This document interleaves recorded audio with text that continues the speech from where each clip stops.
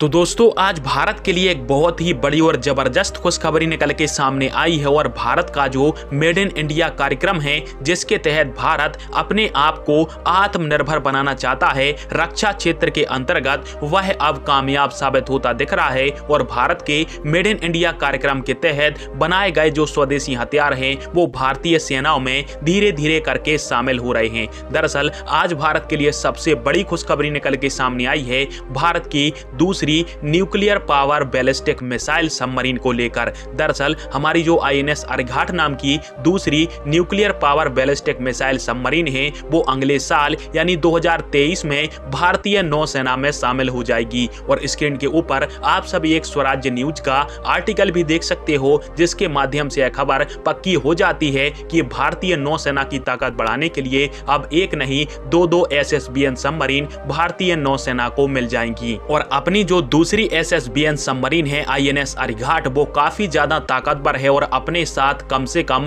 12 K-15 missile जो कि 750 kilometre range की आती हैं या फिर 4 K-4 मिसाइल जो कि 3500 किलोमीटर की रेंज रखती हैं उनको लेकर चलती है। साथ में 126 की संख्या में यह सबमरीन टारपीडो को कैरी करके चल सकती है। और चूंकि यह एक न्यूक्लियर पावर सबमरीन है इसलिए समुद्र तल के अंदर लगभग 1300 फीट की गहराई पर अनलिमिटेड टाइम तक रह सकती है। इसको बार बार सतह पर आने की आवश्यकता नहीं पड़ती है अन्य सबमरीनों के जैसे। और इसलिए यह जो सबमरीन है वो भारतीय नौसेना की ताकत को कई गुना और बढ़ा देगी। वैसे आप सभी को बता दूं कि आईएनएस अर्घाट तो केवल भारत की SSBN सबमरीन की सिर्फ एक शुरुआत है। इसके पश्चात भी आईएनएस अर्घाट से लगभग 2 गुना ज्यादा वजनदार और 2 गुना ताकतवर सबमरीन जैसे कि S4 स्टार और S5 आने वाली है। और सबसे बड़ी जो सबमरीन है जिसका नाम है S5 वो इतनी ताकतवर है कि आप इसकी ताकत का अंदाजा सिर्फ इस बात से लगा सकते हो कि यदि मात्र 2 S5 सबमरीन को भारतीय नौसेना शामिल कर लेती है तो चीन और पाकिस्तान की नौसेना से लड़ाई लड़ने के लिए यह सबमरीन काफी होगी, क्योंकि इन सबमरीन के अंदर